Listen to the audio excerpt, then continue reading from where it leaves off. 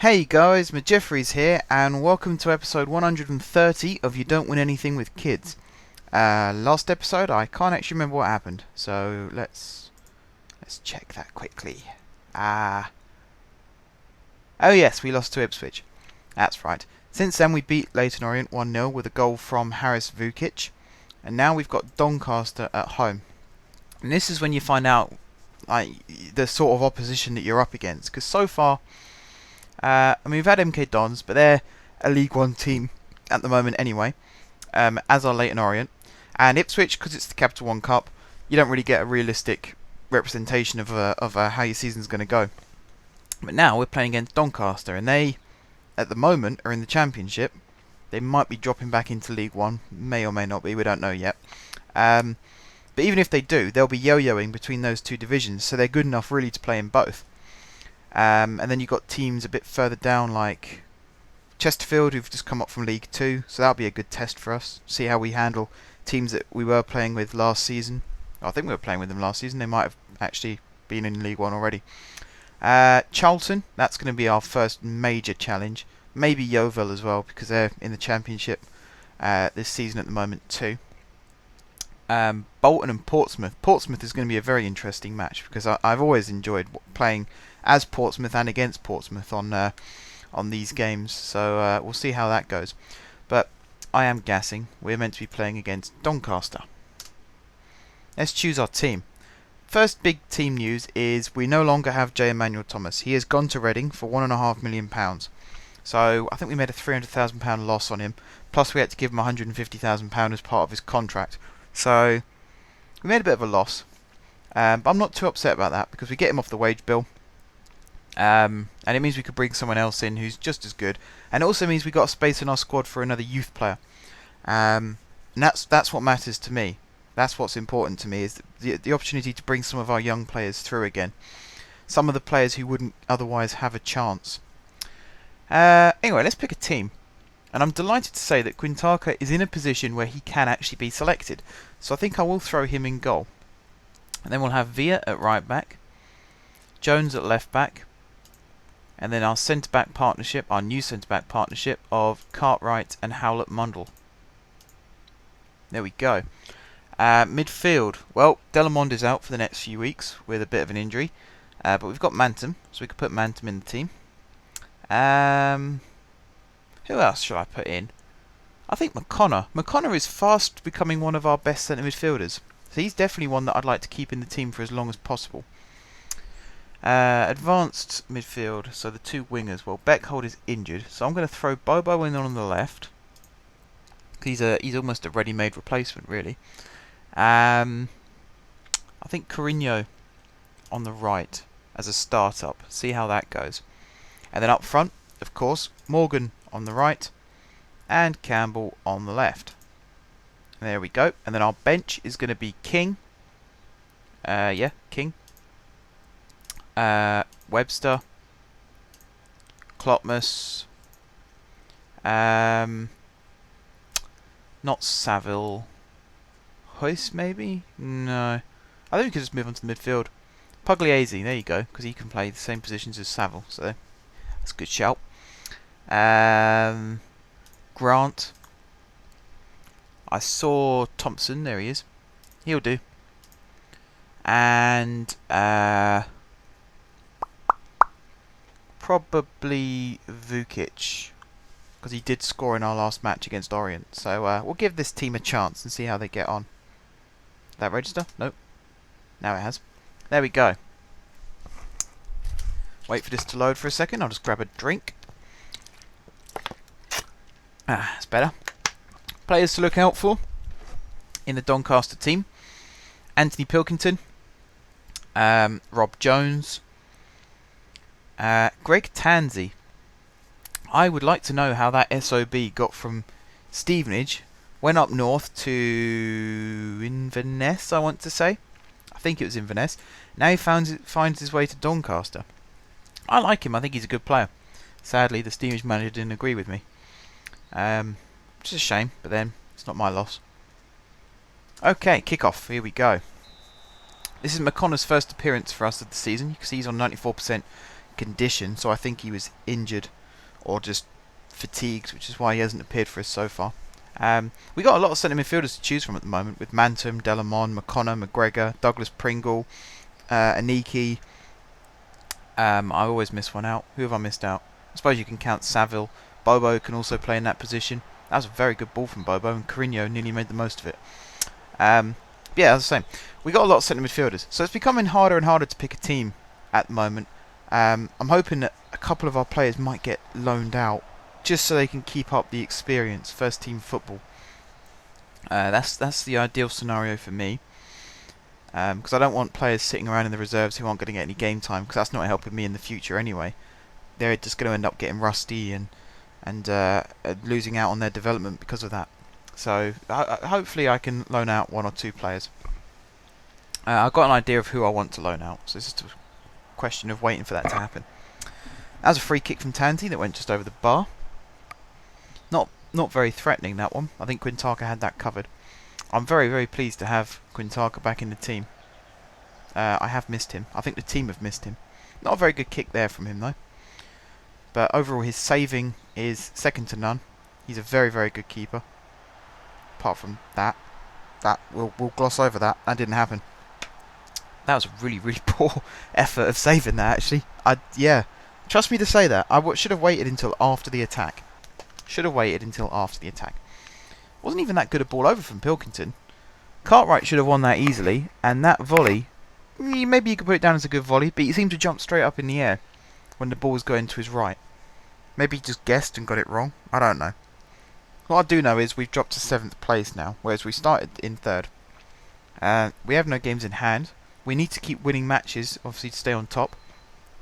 Teams like Fleetwood and even Mansfield at a push, they won't drop off. They'll keep coming back at you. They won't leave you alone. So we have to win all of our matches in order to stand a chance of winning this league. It's not going to be easy like it has been in the past, if you can call that easy. It's going to be a huge challenge.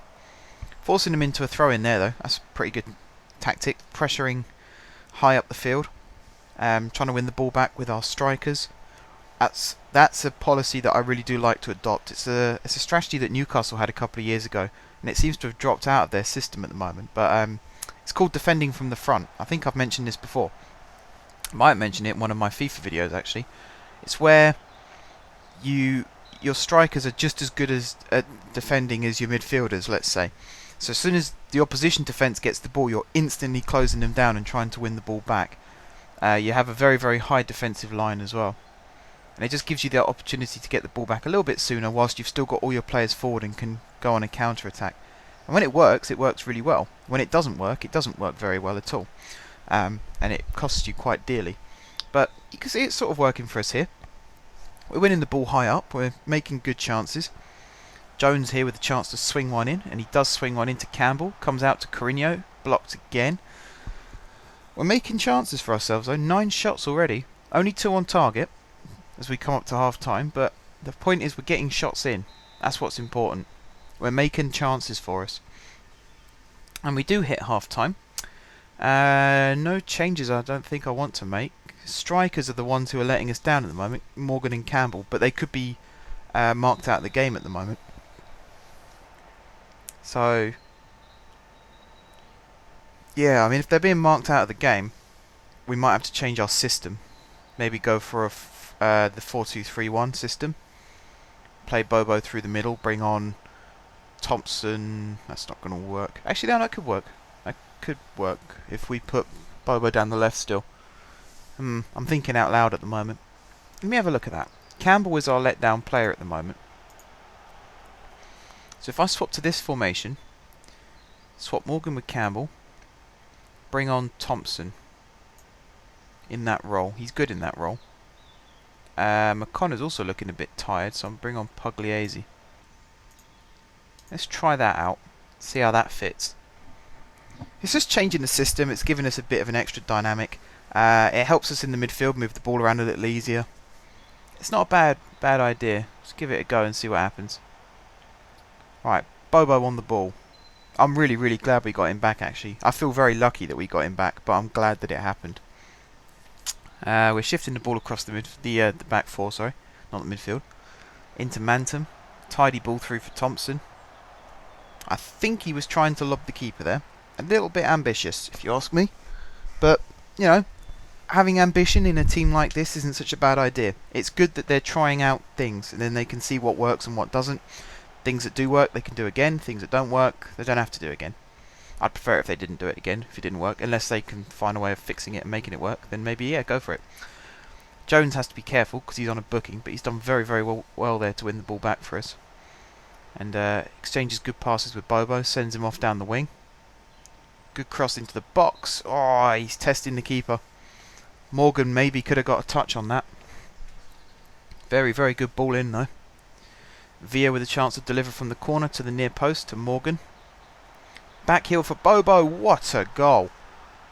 Julio Santos Bobo da Silva. What a movement from Morgan. Really, really good back heel. Great piece of play.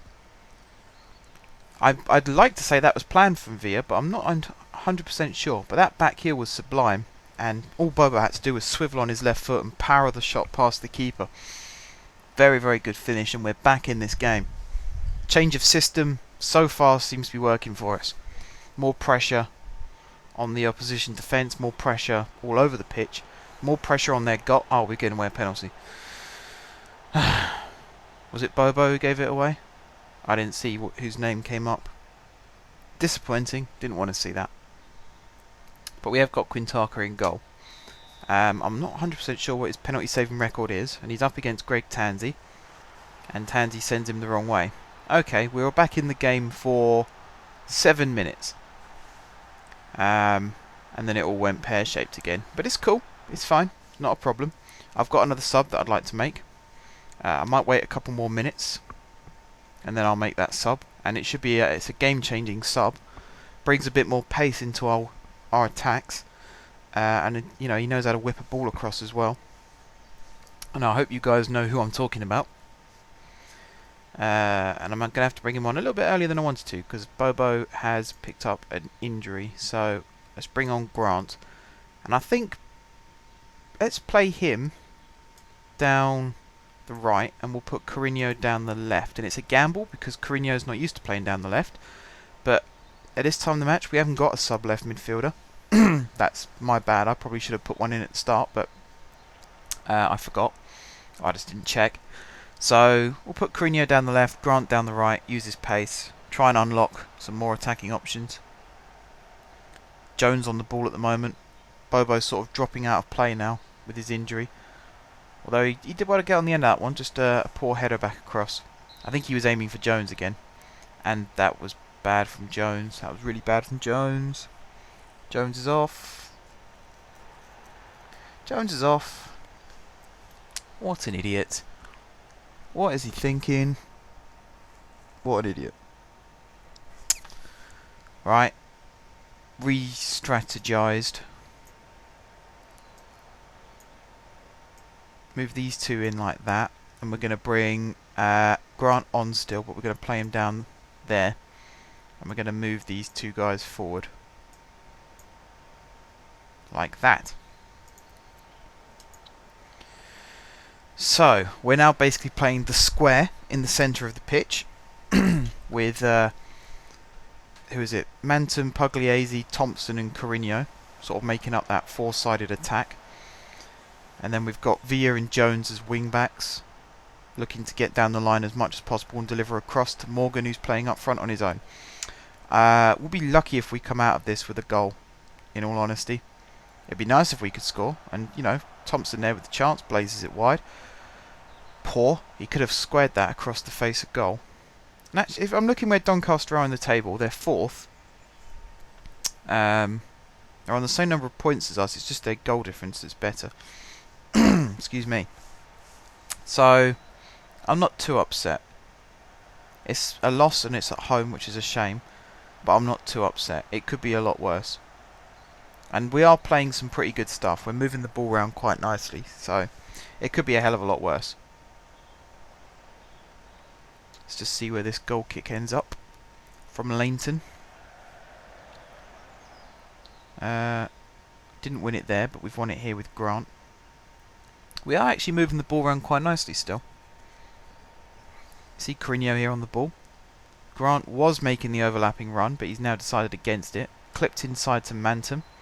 Switched across to Villa. Shot blocked.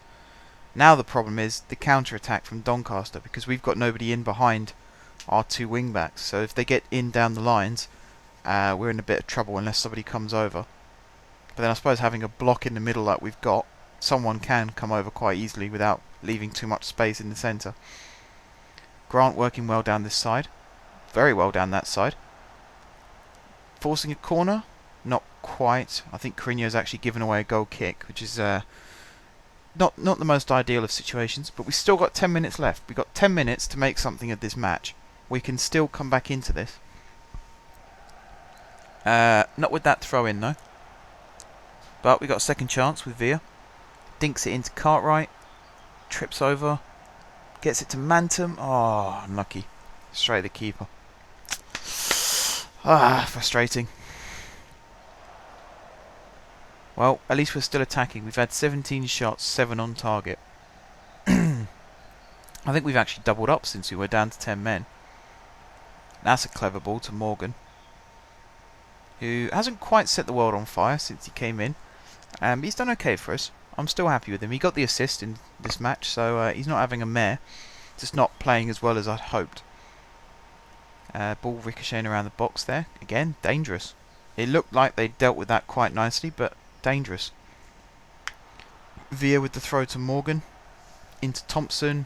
Squared to Pugliese.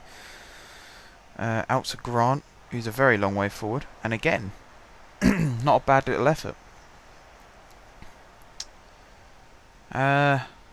Time is definitely running out for us now. We're into injury time. Villa with the corner. Across the middle foot towards Morgan. Did well to get his head on that. Mantum, does that count? It does. Yes. We are back into it. That was very, very good. That just shows if you keep pushing like we have been. 21 shots, 9 on target. If you keep pushing, that's a really good cross. Morgan himself nearly made something of it. Howlett Mundell, all he did was head it back into the middle. And you could almost argue that Morgan was in an offside position there, which is why I thought it might not have counted, because he was getting in the way of the keeper coming out and claiming that one. But he did okay. He put it under the keeper into the back of the net. And actually, if Villa's pass there had been a little bit more crisp, we could have been through for a winner. Although I think that's pushing the luck just a little bit. Even now though, we're moving the ball around very, very nicely. Villa on the ball. Down the line to Thompson. Tried to play it round the corner. Got intercepted, and that is full time. But I'm very proud of the lads there. They did very, very well to get back into that. So I can't fault them at all. The assistant manager, Gerard Huntington, he's saying that he's not happy with them, but I am happy with the character they showed to come back into that game. We pushed Doncaster back down to 13th place, and we remain in 3rd. So the next episode, let me look at the fixtures quickly. We got 2 away matches against Oldham and Chesterfield, and then we got an away match against Crawley. So the next time we'll come back, it'll be against Port Vale at home. So until then, oh no, sorry. Oh, we got Carlisle next. Aha. Right, next time we come back, let me scratch that. Pretend that didn't happen. Ignore the dogs outside as well. Just pretend that didn't happen. Right. Next time, when we come back, we'll be playing against Carlisle at home. Then we have 3 away matches against Oldham, Chesterfield and Crawley, and then we come back again after that and we play Port Vale. So I will see you guys in the next episode. Until then, thank you very much for watching. If you haven't subscribed to my channel, be sure to click the subscribe button. If you have already subscribed to my channel, thank you guys for your continued support. And until next time, I will see you soon.